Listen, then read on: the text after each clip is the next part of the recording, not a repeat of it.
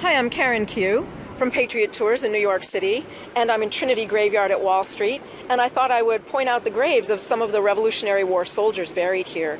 This is Captain Thomas Randall, who served in General John Lamb's artillery, and General John Lamb happens to be right across the walkway over here, and we'll come around to the front so you can get a better look at his grave. And of course, they both have these lovely Revolutionary War markers in front of them.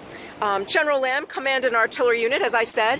He was a wealthy wine merchant here in New York, an active leader and member of the New York Sons of Liberty. And Lamb's artillery participated in a number of important Revolutionary War battles, including the Battle of Monmouth, New Jersey.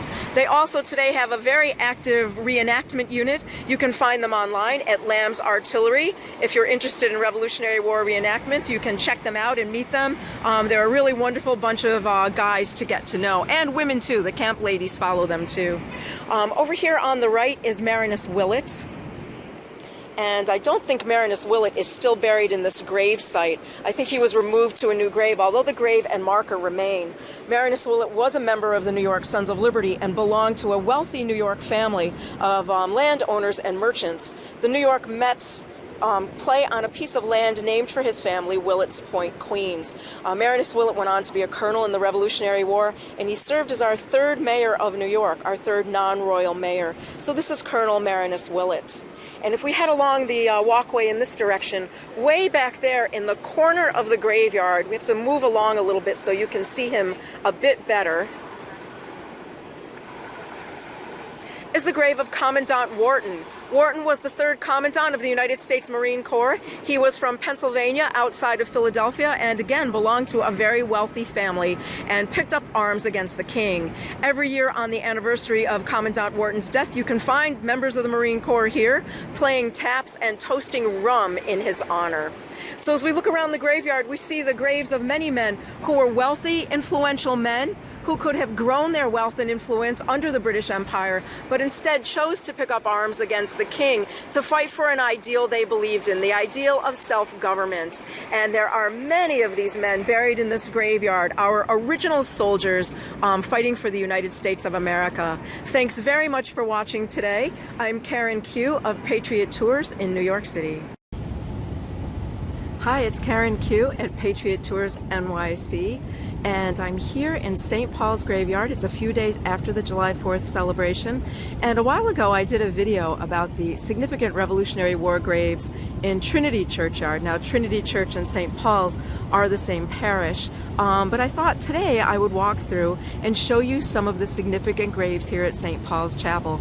And as you can see from back here, St. Paul's Chapel is sitting there, beautiful as always, since 1766, and this would have been the proper approach to the church at that time. So we'll start back here, which most people believe is the back of the graveyard, which truly is the front of the graveyard. And we're going to come over here to the left, or to the northern part of the graveyard first.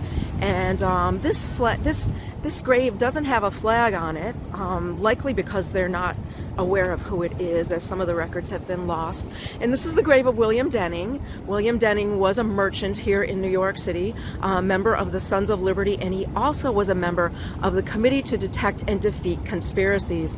And these were the guys who interviewed people to make sure you weren't a loyalist. You know, if you were spending too much time with British troops at your home, or you were seen too much with people who were loyalists, these guys would interview you to try to find out which side you were really on. So this is William Denning, the merchant.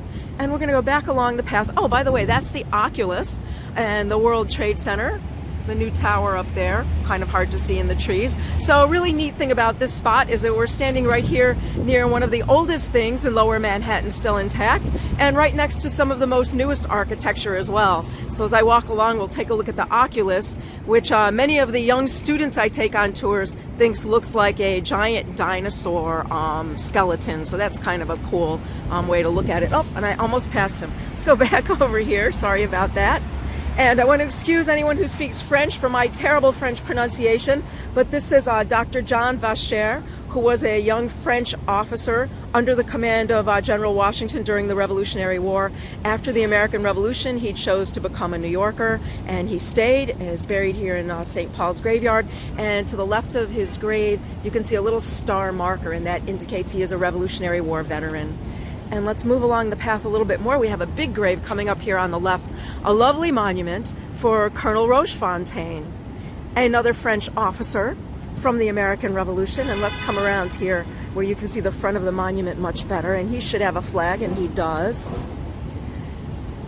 And this is, as he anglicized his name later, Stephen Rochefontaine, and he is the very first commander of the United States Army Corps of Engineers, as assigned by Commander Washington. He later also stayed in New York after the war, and he's the founder of the engineering school at the United States Military Academy at West Point. So there's Colonel Rochefontaine, and we'll walk up the pathway through the graveyard, and you'll see all of these old graves here. I'll give you a look at what it looks like on both sides. The graveyards are both very well maintained by Trinity Wall Street. We see lots of these old graves. The oldest of these graves would date to the 1760s, and I think the most recent is likely the 1830s. And right in front of that couple of trees there, you see a bunch of American flags in front of those trees. And those flags are marking the graves also of Revolutionary War veterans. And one of those veterans is Major Jacob Sumter. And Major Sumter was one of the guys who fought in the American Revolution, survived the war, and on his way back home to New York on a ship, he contracted yellow fever, and he died from the disease rather than the war. And it wasn't unusual that men survived the war and then died from disease later. So there's our 3 veterans over there in that little clump of trees, including Jacob Sumter. And let's walk around this way, and now we're closer to the church. And here's the beautiful entrance of St. Paul's. And, oh, right over here, I wanted you to see this. I don't know if you can see it on the camera. Let me see if I can get a little closer. But right there is the marker for a Freemason by that gravestone that looks kind of like a bench. To the left, you'll see the Freemason marker there.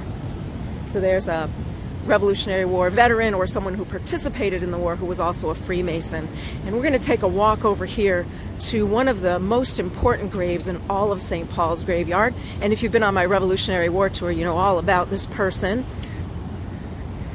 And here we go. He's right over here. And this is the printer, John Holt. John Holt is the Liberty or Patriot printer of New York. And he's the first person in New York to print Benjamin Franklin's symbol, Unite or Die, which he put right across the masthead of his newspaper. He also is the printer who printed the Declaration of Independence that George Washington had read on the Commons, July 9th, 1776, to his army. So this is the great John Holt.